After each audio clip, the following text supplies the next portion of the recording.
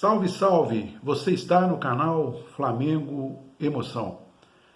Eliminação da Copa do Brasil, vexames em série, jogos medonhos. Afinal, o que está acontecendo com o Flamengo?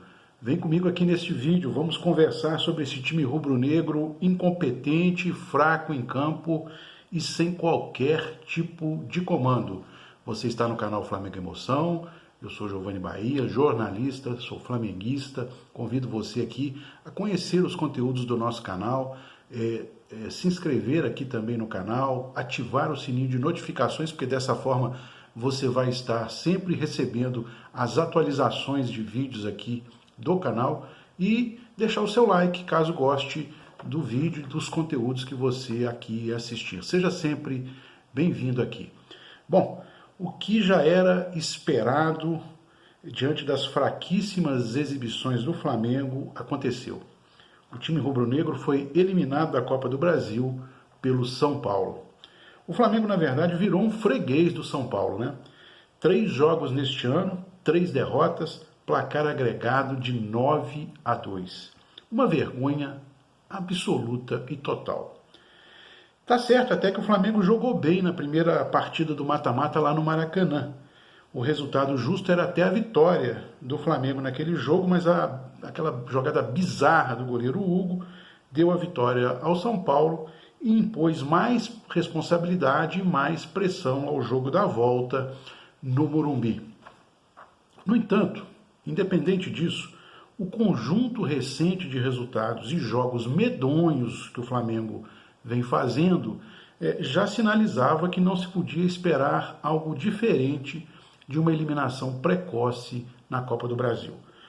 Nos últimos 6 jogos do Flamengo, contando essa derrota por 3-0 para o São Paulo, foram 4 derrotas, 1 empate e apenas 1 vitória.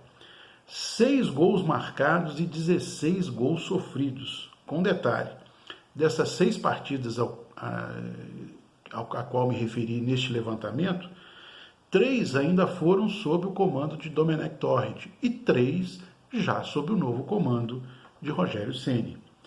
Tá certo que ainda é cedo para botar na conta do novo técnico a culpa por essa trajetória vergonhosa do Flamengo. É de fato cedo.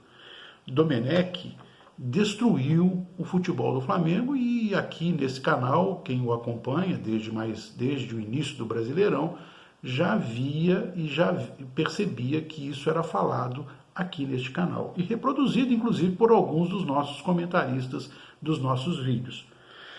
Mas também é fato que o Rogério Ceni insiste e tem insistido em opções, em escalações erradas, as mesmas escalações, aliás, que não deram certo com Domenech. Porque, afinal de contas, o que leva o Rogério Ceni a não escalar o Natan, o zagueiro Natan? O que ele tem contra o futebol do Natan? Será possível que ele ainda não assistiu a nenhuma das partidas que esse rapaz fez pelo Flamengo desde aquele jogo heróico dos garotos da base contra o Palmeiras? O mesmo se pode dizer em relação ao lateral esquerdo Ramon, outra joia que veio da base, que atuou também naquele jogo contra o Palmeiras. Não é possível que o Ramon não seja o reserva imediato de Felipe Luiz. Optar seguidamente por escalar o René é algo também inaceitável. Será que o Rogério Ceni vai se abraçar aos perebas do elenco? Gustavo Henrique, que ele deixou de fora agora contra o São Paulo, Léo Pereira, René, entre outros. Será possível que ele vai se abraçar aos perebas do elenco como fez o Domenech, que morreu abraçado com eles?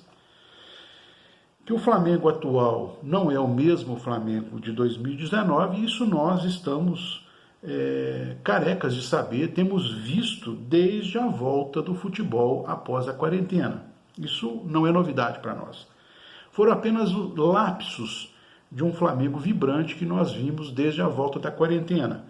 Aqui ou ali, aquele jogo contra o Bahia, 5-3 pelo Brasileirão, esse jogo heróico contra o Palmeiras, que foi um empate, a goleada que o Flamengo aplicou contra o Independente Del Valle, devolvendo aquele vexame ocorrido lá no Equador, o 5-1 no Corinthians, mas foram lapsos. Isso não é uma marca da trajetória do Flamengo desde a volta do futebol pós-quarentena.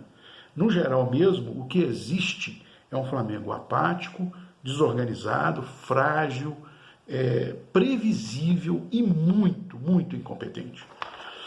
E tanto dentro de campo como também fora dele, o mais grave, estamos assistindo a um Flamengo sem comando, um Flamengo sem liderança. Um exemplo disso em campo neste jogo com São Paulo no Morumbi foi na hora daquela cobrança de pênalti. Cadê uma liderança? Cadê um Everton Ribeiro para chamar a responsabilidade para si, pegar a bola e dizer eu vou bater, e bater o pênalti, para errar ou para acertar, mas bater o pênalti. Cadê a liderança do time? Onde estão estas lideranças? Porque o Vitinho foi lá e deu no que deu. Não seria nenhuma novidade aquela cobrança estapafúrdia de pênalti por parte do Vitinho. Aliás, num jogo em que o Flamengo precisava ter feito treinos de pênaltis, o Vitinho vai e isola a bola. O Flamengo, um detalhe também, o Flamengo neste ano perdeu 3 pênaltis contra o São Paulo. Foi um agora nesse jogo, no Morumbi, e 2 pênaltis naquele 4-1 pelo Brasileirão, lá no Maracanã. 2 pênaltis, 2 pênaltis naquele jogo, 3 no total. Este é um exemplo da falta de liderança dentro de campo. Vamos falar da falta de liderança e de comando fora do campo. Como é que pode jogador, mesmo em dia de folga, ir para festinha, para balada, pela madrugada fora, quando tinha que estar focado na classificação e no jogo contra o São Paulo pela Copa do Brasil? Como é que pode isso? Como é que pode o jogador ficar preocupado com essa frescuragem, verdadeira viadagem, desculpe a expressão, verdadeira viadagem, de corte de cabelo modernoso às vésperas de jogo decisivo? Como é que pode isso? Onde está a liderança do Flamengo para chamar os jogadores ao foco? Onde está? Não é à toa que vai colhendo resultados medonhos em série, vexames em série.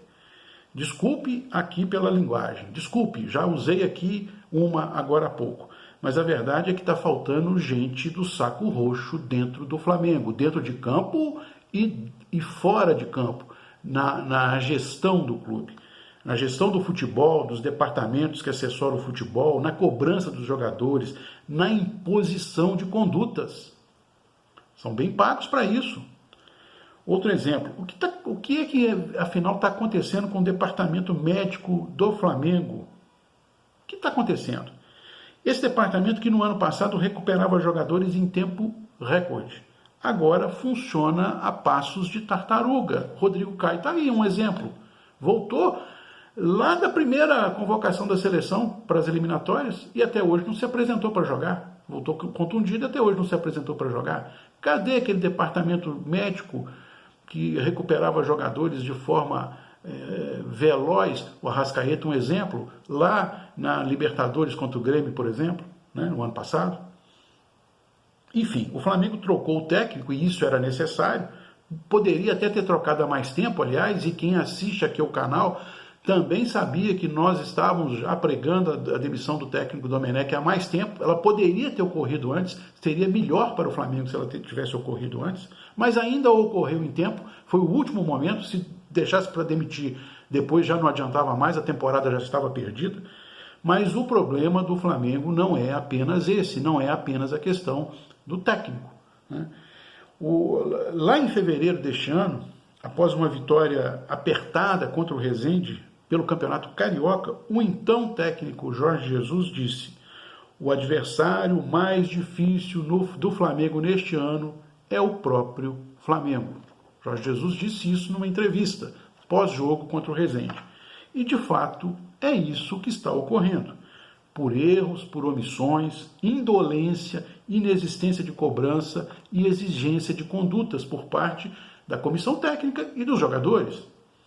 Este jogo com São Paulo, não cabe nem ficar fazendo muito comentário, foi um verdadeiro desastre, mais um. Tá certo, o São Paulo não conseguiu jogar no primeiro tempo. De fato, não jogou no primeiro tempo. O Flamengo teve posse de bola, mas ficou nisso. não criou, não sabia acertar um escanteio, não sabia cobrar um escanteio, não sabia cobrar uma falta. O Arão cobrou uma falta no primeiro tempo porque ele atrasou a bola para o goleiro do São Paulo. E isso porque o time precisava da vitória, precisava vencer para se classificar, ou então para uma vitória simples para levar para os pênaltis, né? No segundo tempo desse jogo, o São Paulo enfileirou gols, né? Desnecessário falar sobre o Flamengo nesse segundo tempo. O Flamengo inexistiu nesse segundo tempo. No primeiro gol, o René deu condição para o Luciano, autor do gol, né? Não havia, de fato, o impedimento naquele lance. No segundo gol, o Luciano se antecipou e subiu livre na área entre o Tuller e o Léo Pereira. Que surpresa, não? Foi surpreendente isso ter acontecido nesse jogo. No terceiro, o Arão deu uma assistência para o gol do São Paulo, o gol do Pablo. E o Diego Alves estava também muito mal posicionado dentro da área. Observem depois o videotape desse gol para que vocês, se não tiveram essa percepção, para que vocês percebam o péssimo posicionamento do Diego Alves naquele lance do terceiro gol. Foi um verdadeiro desastre o segundo tempo. E ainda teve um lance ridículo que eu quero ressaltar aqui, aos 14 minutos do segundo tempo. Talvez nem todos tenham percebido, né? Mas foi um lance em que o Arrascaeta limpou a bola ali pela meia esquerda do campo de ataque do Flamengo e quis dar um passe avançado. Não havia ninguém ali à frente. Ele, naquele momento em que ele quis dar o passe avançado e não havia ninguém, ele até fez um gesto. Ele se colocou, ele mostrou para o René que era ali que ele tinha que estar colocado. Ele mostrou, fez isso no lance. Era por volta de 14 minutos, o jogo já estava 2-0 para o São Paulo. Por aí você vê como é que o time está perdido, sequer sabe se posicionar em campo. Dito isso, pessoal, alguém pode vir e falar, mas o time tem jogado desfalcado, nunca consegue ter de fato o seu time titular o tempo todo e tal. Beleza, é fato, mas o Flamengo tem uma coisa que os outros times não têm, o Flamengo tem elenco. O Flamengo tem um elenco com grande capacidade de disputar, mesmo com todos os desfalques, alguns desses campeonatos. Se não todos, tá certo, não daria para vencer os 3 com tantos desfalques, com tantos problemas, ainda mais num calendário louco como esse pós-pandemia. Mas também não dá para fazer ridículo o tempo todo na Copa do Brasil, no Campeonato Brasileiro, e esperamos que não faça agora no restante da Libertadores, das oitavas em diante, né? No próximo sábado, falando em próximos jogos, no próximo sábado o Flamengo volta a campo pelo Campeonato Brasileiro, joga contra o Coritiba no Maracanã às 19 horas, horário de Brasília. Desnecessário dizer que a vitória é necessária de qualquer jeito para que o Flamengo ainda permaneça com chances de disputar o alto da tabela e disputar ali o título, o octacampeonato do Brasileirão. E na terça-feira da semana que vem, dia 24 de novembro, 9h30 da noite, aí sim, jogo que vale muito. É o jogo de volta, o jogo de ida, nas oitavas de final da Libertadores, contra o Racing, lá na Argentina. Jogo importantíssimo, onde o Flamengo também não pode cometer os erros que vem cometendo em série nesses últimos jogos, não apenas contra o São Paulo, né? Detalhe importante também para ser falado em relação a essa eliminação na Copa do Brasil. Essa eliminação precoce vai impactar as finanças do Flamengo.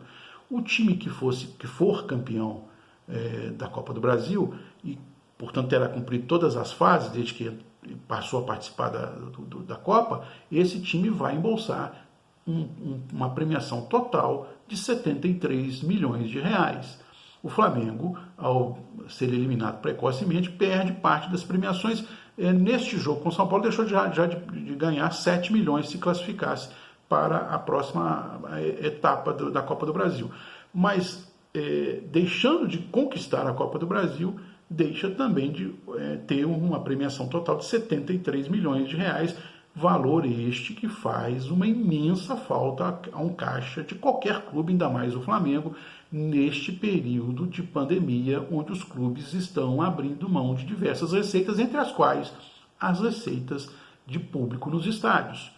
Para o Flamengo, isso é muito importante, seria muito importante para as finanças do Flamengo, para o planejamento do Flamengo em 2021 e, sobretudo, para eventuais contratações, inclusive de jogadores que fazem parte desse elenco atual e que estão sob empréstimo ou até renovações de contrato.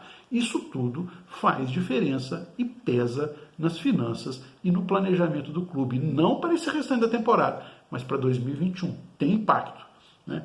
Não há nada, portanto, que esteja ruim, que não possa piorar no nosso Flamengo. Os rumos do Flamengo, enfim, não sinalizam bem para frente. Não sinalizam, não estão. Para a minha análise, para quem acompanha aqui o canal, a gente tem dito, não há boa sinalização daqui em diante mesmo, e apesar da troca do técnico no comando do futebol do Flamengo.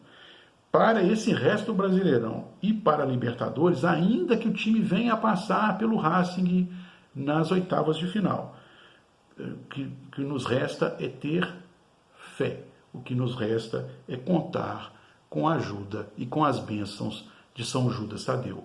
Sem isso, o Flamengo não vai em diante, infelizmente, neste restante de temporada de 2020, que vai acabar ali por fevereiro de 2021.